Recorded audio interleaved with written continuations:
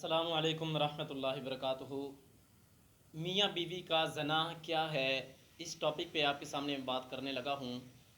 बहुत ही अहम वीडियो आप में से शादीशुदा औरत और मर्द के लिए है। आप अलैहिस्सलातु वस्सलाम का एक फ़रमान है। आप अलैहिस्सलातु वस्सलाम ने फ़रमाया कि क़ुर्ब क़यामत मियाँ बीवी के दरमियान भी ज़ना होगा।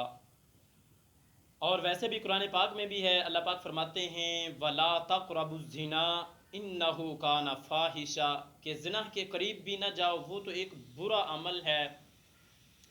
वसा सबीला, और वो बुरा रास्ता है। तो अब ज़िना और मियाँ बीवी ये कैसे हो सकता है? आप तो हैरान होंगे कि मियाँ बीवी ज़िना कर सकते हैं, भला ये तो नहीं हो सकता।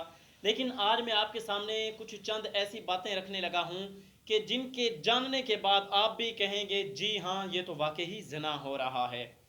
और सिर्फ ये आम लोगों के लिए ही नहीं है, बल्कि चंद दिन पहले एक वाक़या पेश आया कि एक मर्द 8 साल से उसकी शादी 8 साल से उसने तलाक दी हुई है, और वो नमाजी है, तहज्जुद गुजार है, और उसने 8 साल से बीवी को तलाक देने के बाद भी अपनी बीवी के साथ रह रहा है, और वो दोनों मियाँ बीवी एक ही जगह पे रह रहे हैं। 8 साल के बाद जाके उसने एक जगह तस्करा किया। तो तब जब तस्करा किया गया तो आगे से बात सुनने वाले ने कहा कि भाई आप उलमा के पास तो जाते, आप उलमा से पूछते तो सही। तो इस बात का जो ताल्लुक है वो है इल्म के साथ, कि हमें कुछ बातों का इल्म होना ज़रूरी है। जैसे एक ताजिर है, ताजिर के लिए तिजारत के मसाइल का जानना ज़रूरी है, नमाजी के लिए नमाज के मसाइल का जानना ज़रूरी है, गाजी के लिए, मुजाहिद के लिए जहाद के मसाइल का जानना ज़रूरी है। और इसी तरह एक मियाँ बीवी के लिए मियाँ बीवी के मसाइल का जानना भी ज़रूरी है, और तलाक़ के मसाइल का जानना भी ज़रूरी है। तो आप में से अगर कईयों के पास ऐसे वाक़यात हों तो आप उन तक ये वीडियो भी पहुंचा दें और ख़ुद भी एहतियात करें। चंद चीज़ें मैं आपके सामने रखने लगा हूँ मियाँ बीवी के दरमियान ज़िना वाली। नंबर 1, कलमात कुफ़र हैं। कलमात कुफ़र क्या हैं? वो बहुत सारे हैं। अगर कभी मौका आया तो कलमात कुफ़र पे एक वीडियो आपके सामने पेश करूँगा, लेकिन यहाँ पे तलाक़ के मुतालिक चंद बातें पेश करते हुए चंद कलमात कुफ़र भी आपके सामने रख देता हूँ।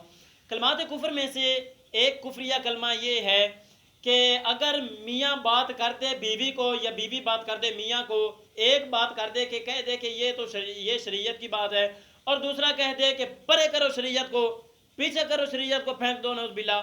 तो अब ये इस तरह करके बात करना ये कलमात कुफर में से है। गोया कि इस तरह करने वाला फ़क़द काफ़रा, उसने कुफर किया। अब मियाँ या बीवी दोनों में से जिसने भी कुफर किया, उनमें से एक के कुफर की वजह से दोनों के दरमियान तलाक हो जाएगी। और इसी तरह एक और कि अगर कोई बंदा किसी जगह पे किसी को आते जाते देखे और कहे कि फलां कहाँ रहते हो, वो कहते मैं फ़लाँ जगह रहता हूँ। कहाँ फ़लाँ जगह? मैं खुदा के पिछावड़े रहता हूँ। तो ये जो खुदा के पिछावड़े वाला लफ्ज़ है, खुदा के पीछे रहता हूँ, ये इस तरह के जो अल्फाज हैं ये भी कुफर में मुब्तला कर देते हैं, और इस तरह करने से कुफर हो जाएगा, और कुफर के बाद फिर तलाक भी सरजद हो जाएगी, यकीनी बात है। और इसके साथ साथ ये दोनों तो वो कलमात हैं जो कलमात कुफ्र में से हैं। इनके अलावा कुछ आर्गूमेंट्स में से भी हैं। मिसाल के तौर पे शादी हुई, मियाँ बातें करते रहे, बीवी सुनती रही। कुछ बच्चे हो गए तो अब बीवी बातें करती हैं, मियाँ सुनते हैं। अब जब दोनों बूढ़े हो गए तो दोनों बातें करते हैं और पूरा मोहल्ला सुनता है।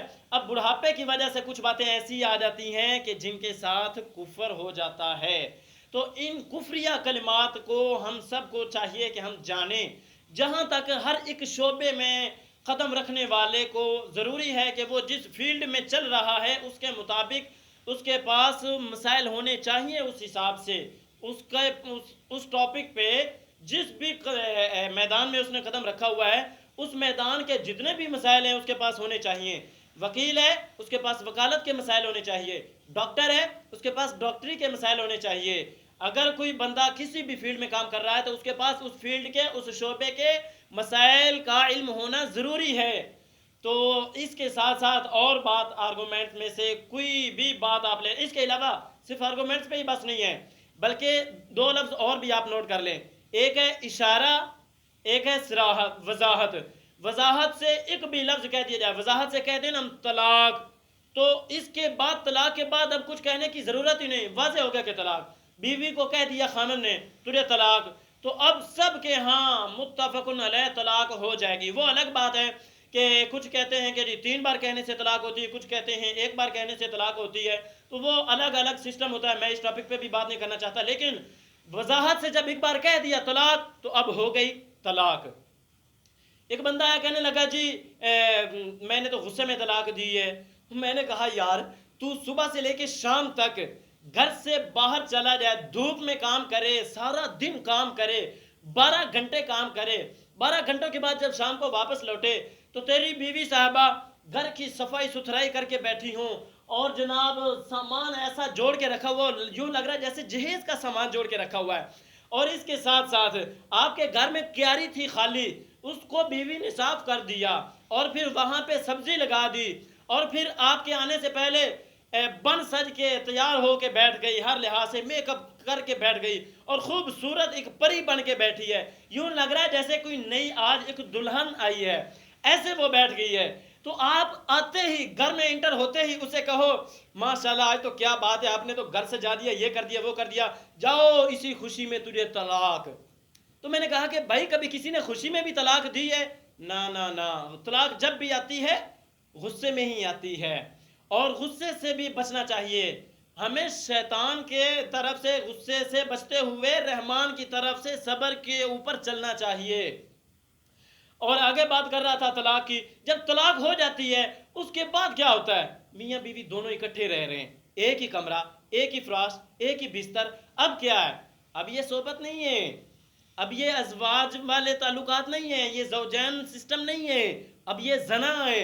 اور وہ زنا جس کے بارے میں پہلے میں آپ کے سامنے آیت رکھ چکا ہوں، وَلَا تَقْرَبُوا الزِّنَا، زنا کے قریب بھی نہ جاؤ. اور یہی ہیں وہ باتیں جو آج سے 1400 سال پہلے پیارے آقا صلی اللہ علیہ وسلم نے بتلا دیا تھا. فرمایا تھا کہ قرب قیامت میاں بیوی آپس میں زنا کریں گے. اور آج ایسا ہو رہا ہے کہ میاں بیوی طلاق ہو جاتی ہے، طلاق کے بعد پھر کیا کر رہے ہیں؟ اکٹھے رہ رہے ہیں، اور اکٹھے رہنے کے ساتھ زنا ہو رہا ہے. تو اس لیے آج کی جو میں نے ویڈیو آپ کے سامنے پیش کرنی تھی، اس میں مقصد صرف اور صرف یہ تھا کہ آپ اگر شادی شدہ ہیں، آپ بھائی ہیں، آپ بہن ہیں، جو بھی شادی شدہ ہیں، تو آپ کے پاس ایسی معلومات کا ہونا ضروری ہے جن کی وجہ سے بعد میں طلاق ہو جائے، یا طلاق کے بعد پھر آپ کا آپس میں ملاپ ہوتا رہے. بعض کہتے ہیں کہ جی اب ہم نے تو طلاق تو دے دی ہے، لیکن اب ہم اگر کسی کو بتائیں کہ طلاق ہو گئی ہے تو وہ کہیں گے او اٹے کھٹے نمازی ہو کے، دیندار ہو کے، اچھا خاصا گھرانہ ہو کے تم طلاق دیتے ہو. تو اس طرح پھر منہ بچانے کے لیے پھر کیا کرتے ہیں؟ وہ ایسے ہی بغیر نکاح کے، بغیر اور کسی سسٹم کے، کسی بھی حساب کے بغیر وہ آپس میں رہنا شروع کر دیتے ہیں. اور بعض کہتے ہیں کہ جی اب تو ہماری اولاد ہے، چھوٹے چھوٹے بچے ہیں، اگر ہمارے درمیان جدائی ہو جائے گی تو پھر بچوں کا کیا؟ ارے جب طلاق دے رہے تھے تو اس وقت بچے چھوٹے نہیں تھے، اس وقت بچے تھے نہیں ہیں، بچے بڑے ہو گئے تھے. تو اس لیے ہر مشکل آنے والی گھڑی سے پہلے اپنے آپ کو سنبھالیں، اپنے آپ کو علم کی طرف لائیں. اگر کوئی ایسی بات ہو، طلاق کا کوئی مسئلہ ہو، تو آپ اپنے متعلقہ علماء سے سوال کریں. جائے کہ آپ وکیلوں کے پاس بھاگیں اور وکیلوں سے مسائل کا حل کریں.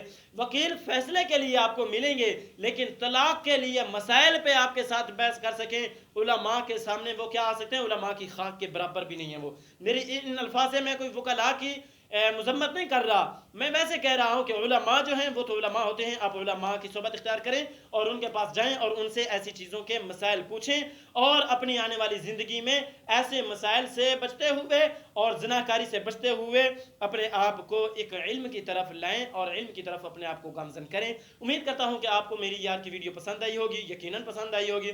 اسے آپ لائک کر دیں، لائک نہیں کرنا تو ڈس لائک کر دیں. میری حوصلہ افزائی ڈس لائک سے بھی ہو جاتی، جیسے مرضی کریں. اللہ پاک سے دعا ہے کہ اللہ پاک ہر میاں بیوی کو آپس میں محبت سے، اتفاق سے، اتحاد سے رہنے کی توفیق عطا فرمائے، اور طلاق جیسی ملعون لعنت سے اللہ پاک ہر جوڑی کو بچائے رکھے. آمین ثم آمین. اللہ حافظ.